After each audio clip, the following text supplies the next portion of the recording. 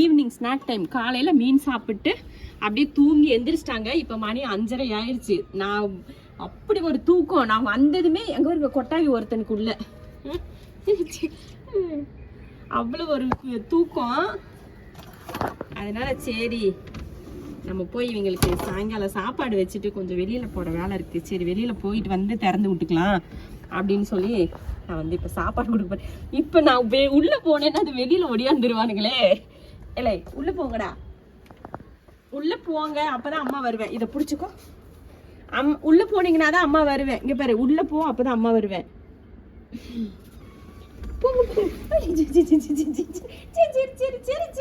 சரி போங்க போங்க, சாப்பிடலாம் அண்டி தங்க.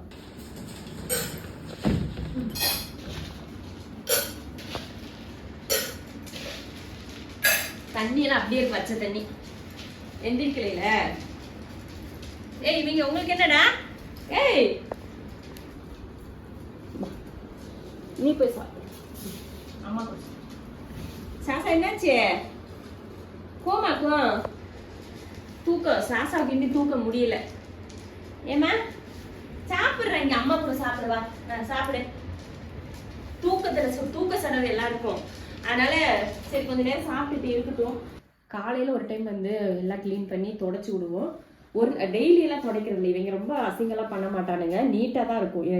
என்னைக்காவது ஒரு நாள் மட்டும்தான் அங்கங்கே வந்து பாத்ரூம் இருந்து வச்சிருவாங்க. அதுவும் வந்து என்னைக்காவது தான், ரெகுலராலாம் பண்ண மாட்டானுங்க.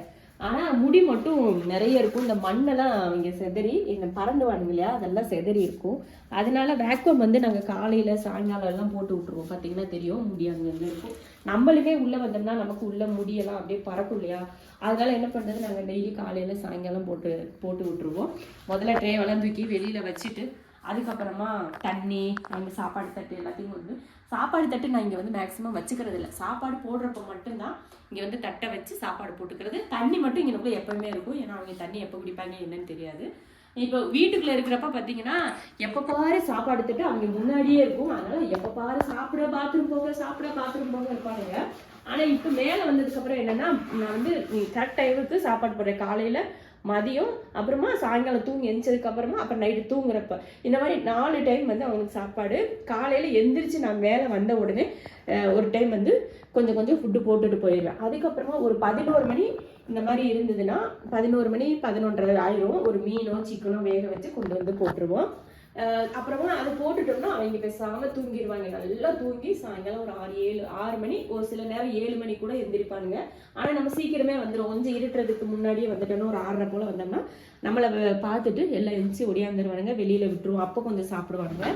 சாப்பிட்டுட்டு அப்புறமா அப்படியே வெளியில் போய் விளையாண்டானுங்கன்னா நைட்டு 10 மணி வரைக்கும் வெளியில தான் சுற்றுவாங்க. நாங்கள் தூங்க போகிற நேரத்தில் உள்ளே கூட்டு வந்து ஃபுட்டெல்லாம் போட்டு மறுபடியும் தண்ணியெல்லாம் மாற்றி வச்சுட்டு ஒரு நாளைக்கு 3 தடவை தண்ணி மாற்றி வைப்போம். உள்ளே தூக்கி வச்சுட்டு அதுக்கப்புறமா இவங்களுக்கு தூங்க விட்டுட்டு லைட்லாம் ஆஃப் பண்ணி ஜீரவாட்ஸ்லாம் போட்டு விட்டுட்டு நாங்கள் போயிடுவோம். இதுதான் இவங்களோட டெய்லி ரொட்டீனாக இருக்குது. வீட்டுக்குள்ளே இருக்கிற வரைக்கும் சாப்பாடு தான். சாப்பிட பாத்ரூம் போக இதே தொழிலாக வச்சுருப்பாங்க. இப்போ கொஞ்சம் என்னமோ எனக்கு கொஞ்சம் பரவாயில்லன்னு தோணுது.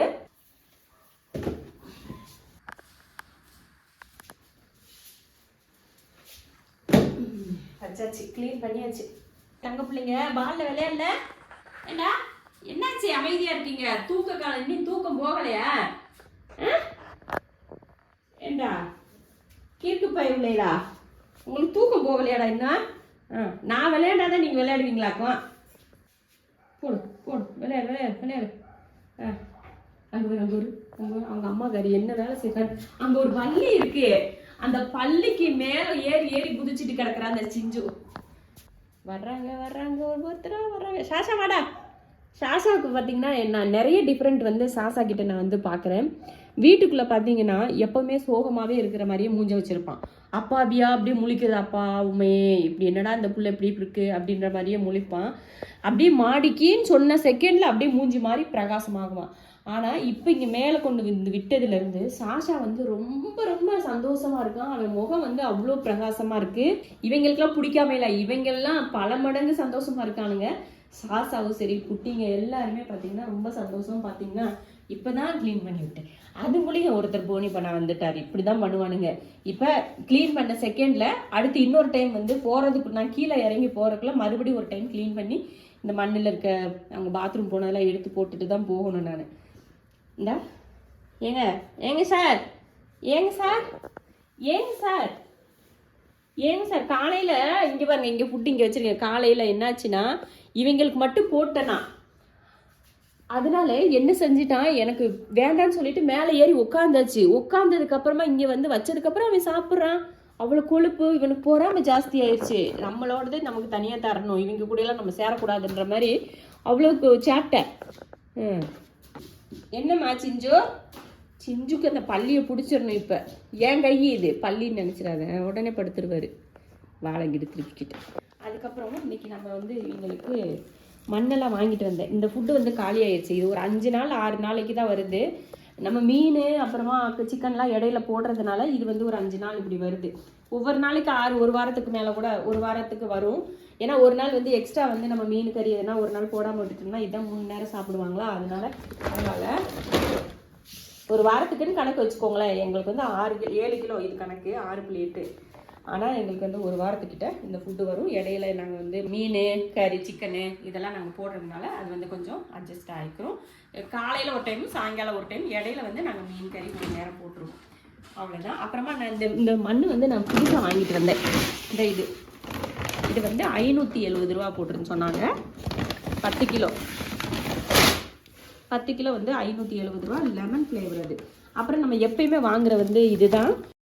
இந்த மண் வந்து விலை வந்து கொஞ்சம் ஜாஸ்தியாக இருக்குது. நாங்கள் 25 கிலோ வாங்குவோம். அது வந்து ஒரு 2200 ரூபா கிட்ட வருது. அதனால இது கொஞ்சம் விலை அதிகமாக இருக்குது. அது என்ன ஒரு 10 நாளைக்கு தான் வருது. இந்த 25 கிலோங்கிறப்போ 10 நாள் கூட வராது.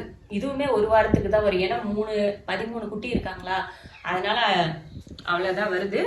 ஒரு 7-8 ஒரு வாரத்துக்கிட்ட வரும்னு வச்சுக்கோங்களேன் அதிகபட்சம். அதனால சரி, அது வந்து 10 கிலோ கம்மியாக தான் இருந்துச்சு விலை. அதனாலயே நான் ஒரு 10 கிலோ இருக்கட்டும், இவங்க போட்டு பார்ப்போம் எப்படி இருக்கு, ஸ்மெல்லும் சரி, அந்த உறிஞ்சிறது வந்து எப்படி உறிஞ்சுது, நல்லா இருக்கா அப்படின்னு சொல்லி பார்க்கலாம் அப்படின்னு. இல்லைன்னா சில என்னன்னா உறிஞ்சாம அப்படியே களிமண் மாதிரி அப்படியே பிடிச்சிக்கும் பார்த்தீங்களா, அந்த மாதிரியெல்லாம் சீக்கிரம் ஆகக்கூடாது. அப்படியே அந்த யூரின் போனாங்கன்னா அது அந்த இடம் மட்டும் உறிஞ்சு அதை தனியாக அந்த உருண்டையாக தனியாக வந்துடும். அவங்க போகிற யூரினாக இருக்கட்டும், இதாக இருக்கட்டும். அந்த மாதிரி இந்த மண் வந்து எனக்கு பிடிச்சிருக்கு. இப்போ புதுசாக வாங்கினது எப்படி இருக்குன்னு சொல்லிட்டு நம்ம அப்புறமா பார்த்துக்கலாம். அப்புறமா இன்னொரு டவுட் என்னென்னா, எல்லாருக்கும் மியா ஃபுட் போடுறதுனால குட்டிங்களுக்கு வந்து ஹெல்த் வந்து ஏதாவது ஆயிரும், கல் வந்துடும், யூரினில் ப்ராப்ளம் வரும் அப்படின்னு சொல்லி நிறைய சொல்கிறீங்க. அது என்ன, அது நிஜமா பொய்யா அப்படிங்கிறத விட நம்ம வந்து வீட்டில் இருக்கிற ஃபுட்டு வந்து நான் அடிக்கடி மீன், அதுக்கப்புறம் சிக்கனு, லிவர் இதெல்லாம் வேக வச்சு நான் கொடுக்கறதுனால அதெல்லாம் பேலன்ஸ் ஆயிடுது. இது வந்து வெட் ஃபுட்டு இந்த மாதிரி ட்ரையாக கொடுக்குறோம் பார்த்தீங்களா, அந்த ஃபுட்டு வந்து நம்ம அதிகமாக கேட்டுங்களுக்கு கொடுக்கக்கூடாதான். தண்ணி கலந்து கொடுக்கலாம், இல்லைன்னா அதிகமாக தண்ணி குடிக்க வைக்கலாம். இந்த மாதிரிலாம் கொடுத்தா எந்த ஃபுட்டுமே அவங்களுக்கு வந்து பாதிப்பு வராது அப்படின்னு சொல்லி டாக்டர் சொன்னதுனால சரி நான் கேட்டேன் அவங்கக்கிட்ட, மியா ஃபுட்டு சாப்பிட்றதுனால தான் யூரின் ப்ராப்ளம்லாம் வருதா அப்படின்னு சொல்லிட்டு நான் கேட்டப்போ, ஃபுட்டுனால எதுவுமே கிடையாதுமா, நீங்கள் ராயல் கேனின் இருக்குன்றீங்க, அதை கொடுத்து பாருங்கள். அதை கொடுத்தாலுமே வெறும் ட்ரை ஃபுட் கொடுத்தீங்கன்னா யாராக இருந்தாலும் அவங்களுக்கு வந்து எந்த பெட்டாக இருந்தாலுமே அவங்களுக்கு வந்து ஹெல்த் வந்து இஷ்யூஸ் வரும். அதுக்கு வந்து அதுக்கேற்ற மாதிரி நீங்கள் பேலன்ஸ்டாக நிறைய தண்ணி கொடுங்க. தண்ணி குடித்தாலே பெட்டுங்களுக்கு எதுவுமே ஆகாது. ஆனால் அவங்க தண்ணி கம்மியாக தான் குடிப்பாங்க. நம்ம தான் அவங்களுக்கு தண்ணி குடிக்கிற மாதிரி ஃபுட்டுங்களை வந்து அரேஞ்ச் பண்ணி கொடுத்தோம்னா அவங்களுக்கு எந்த ஹெல்த்தில் எந்த பிரச்சனையும் வராது அப்படின்னு சொன்னாங்க. அதனால ஃபுட்டில் வந்து எந்த பிரச்சனையும் இருக்கிற மாதிரி டாக்டர் சொல்லலை. அதனால நான் எனக்கு ஒரு எக்ஸ்பிளைன் பண்ணணும் அப்படின்னு நினைச்சேன். ஏன்னா நம்ம மியா ஃபுட்டு தான் அவங்க குழந்தையிலேருந்தே நான் கொடுத்துட்ருக்கேன். சாஷாவாக இருக்கட்டும், இவங்க பெரிய குட்டியாக இருக்கட்டும், சிஞ்சு சின்ன குட்டி எல்லாருக்குமே இந்த ஃபுட்டு தான் நான் கொடுத்துட்ருக்கேன். வேற ஃபுட்டு போட்டாலும் அவங்க மோந்து பார்த்துட்டு எனக்கு நான் போயிடுவாங்க, வேற எதையுமே தொட மாட்டானுங்க. அதுவும் கிட்டன் ஃபுட்டு தான் நான் கொடுக்குறேன். பெரியவங்களுக்கு சின்னவங்களுக்கு எல்லாத்துக்குமே கிட்டன் ஃபுட்டு தான் கொடுக்குறேன். இதில் வந்து ப்ரோட்டீன் ஜாஸ்தியாக இருக்குது அப்படின்னு சொல்லி டாக்டர் இப்போ சிஞ்சு வந்து ப்ரெக்னெண்ட்டாக இருக்கிறப்போ நீங்கள் கிட்டன் ஃபுட்டு கொடுங்க, ரொம்ப நல்லது அவங்களுக்கு. அதுலேருந்து அதை வந்து நிறைய ப்ரோட்டீன்லாம் கிடைக்கும். நீங்கள் அடல்ட்டு கொடுக்குறத விட கிட்டன்ஸ் வந்து கொடுத்தா நல்லது அப்படின்னு சொல்லி டாக்டர் சொன்னார். அதனாலே நான் எல்லாருக்குமே பார்த்தீங்கன்னா பெரிய குட்டி சின்ன குட்டி எல்லாருக்குமே கிட்டன்ஸ் மட்டும்தான் நான் கொடுக்குறேன். நீங்க உங்களோட ஓடி நீங்க வந்து உங்க டாக்டர், நீங்க வந்து உங்க பெட் எடுத்துட்டு போற டாக்டர் ஹாஸ்பிட்டல்ல என்ன சொல்றாங்களோ அதை பொறுத்து நீங்க வந்து நீங்க அவங்களுக்கு ஃபுட்டு வந்து கொடுக்க பாருங்க. அதே போல வேக்சினேஷன் எப்படி ஓட்டத்தை பாருங்க, அவங்க கூட விளையாட்டு எல்லா குட்டிகளை பொறுத்த வரைக்கும் தடுப்பூசி போடுறது வந்து நல்லது. ஏன்னா தடுப்பூசி அங்க பாரு, அவன் ஒருத்தர் அங்க பாத்ரூம் போயிட்டு அங்க தள்ளி விட்டுட்டு இருக்கான், அவனை 2 சாத்தி விடுறான். பாரு இந்த கருவாப்பை அந்த குட்டி கருப்பை மட்டும்தான் இந்த மாதிரி மூலையில போய் பாத்ரூம் போய் வச்சுட்டு உட்காந்துருப்பான். ஸ்டேட்டை பத்தியா அதுக்கு உனக்கு இது போய் மண்ணை தள்ளி விட்டுட்டு இருக்குது பைத்தியம். எல்லாம் கொஞ்சம் ஒரு மார்க்கமாவே சுத்துறாங்க எல்லா பையலுமே. ஆனா நம்ம வீட்டுல வந்து எல்லாம் இந்த குட்டிங்களை பிரிச்சு யாருக்காவது கொடுக்கலாம் அப்படின்னு யோசிச்சா கூட அந்த யோசனையே எனக்கு வரமாட்டேங்குது. எனக்கு அந்த மாதிரி சிந்தனைக்கணும் அப்படின்னு நினைச்சாலேயும் அப்படியே எனக்கு என்னமோ பதறுது. ஐயோ பிள்ளைகளை கொடுக்குறதா அப்படின்ற மாதிரி. அப்படி மனசு வந்து நான் கொடுக்கணும்னு நினைச்சா கூட இவங்க எல்லாம் பாத்தீங்கன்னா சின்ன குட்டி 5, பெரிய குட்டி 5, சின்ன குட்டி 6, சாஷா, சிஞ்சு எல்லாருமே பாத்தீங்கன்னா ரொம்ப பாண்டிங்கா இருக்கானுங்க. ஒருத்தருக்கு ஒருத்தர் வந்து ரொம்ப விட்டு கொடுத்து ரொம்ப பாசமா 2 பேர் எல்லாம் ஒன்னா சேர்ந்து தூங்குறது, படுக்கிறது, சாப்பிட்றது, இந்த மாதிரி எல்லாம் இப்படி இருக்கிறப்போ அவைகளை பிரிச்சு நான் இன்னொருத்தவங்களுக்கு கொடுத்தா கூட நான் கொடுக்குற குட்டி வந்து ரொம்ப மிஸ் பண்ணுவேன். என்னோட வீட்டுல இருந்து பிரிச்சு கொடுத்துட்டாங்க அப்படின்ற மாதிரி ரொம்ப மிஸ் பண்ணுவாங்க. என்னைய விட்டுட்டு இருந்தாலும் அந்த குட்டிங்களையே விட்டுட்டு அதுங்க இருக்கிறதுக்கான வாய்ப்பு வந்து ரொம்ப ரொம்ப கம்மி. நிறைய பேர் கேட்குறீங்க கிட்டன்ஸ் வந்து சேலுக்கு இருக்கான்னு சொல்லிட்டு. சேல் பண்ற மாதிரி எனக்கு அந்த ஐடியாவே வர மாட்டேங்குது. என்ன செய்ய, அதனால சேலும் பண்றதுக்கு இல்லை. இவங்களை நான் எவ்வளவு காலத்துக்கு வச்சு பார்க்கணும் அவ்வளவு காலத்துக்கு வச்சு நான் பார்த்துட்டு தான் இருக்க போறேன். வேற வழி இல்லை எனக்கு. ஏன்னா இவங்களை பிரிச்சு கொடுக்கணும் அப்படிங்கிறது நடக்காத ஒண்ணு.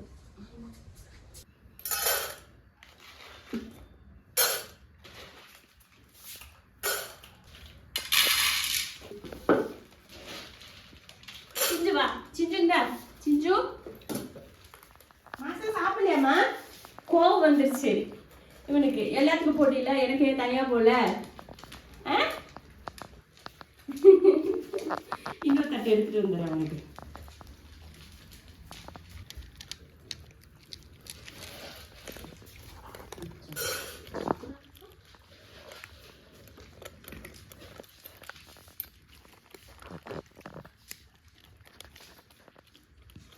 சாப்பிடு, இங்க பாரு.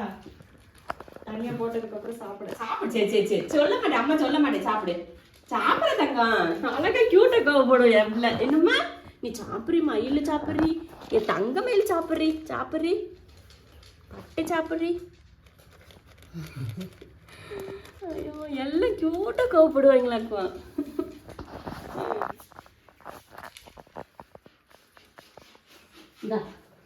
அது சாப்பிட்டு 2 வாய் தான் தின்னுச்சு, போயிருச்சு பாருங்க. நடா உங்க ரிங் மாஸ்டர் வந்துட்டாரா?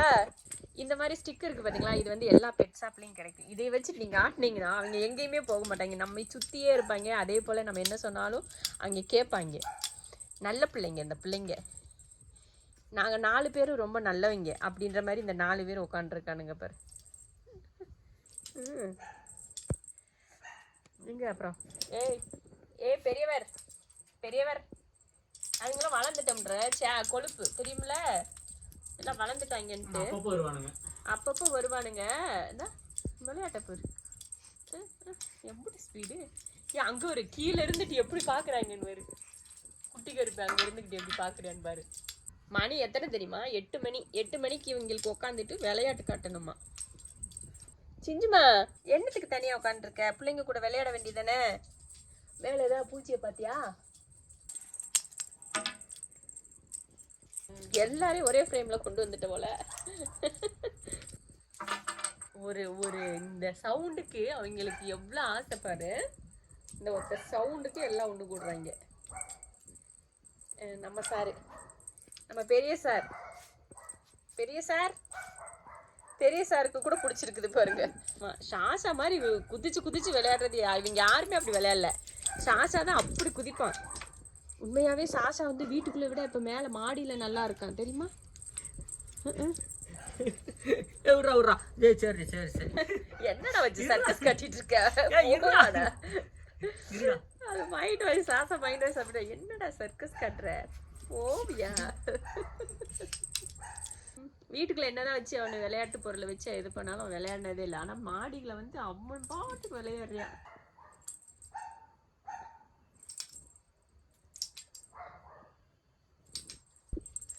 இவங்க 3 பேருக்கு ஒரே மாதிரி, மாஷாவுக்கு, நின்ஷாவுக்கு, இவனுக்கு இந்த டோரி பிள்ளைக்கு 3 பேருக்கு ஒரே மாதிரி கண்ணு, வெள்ளை கண்ணு.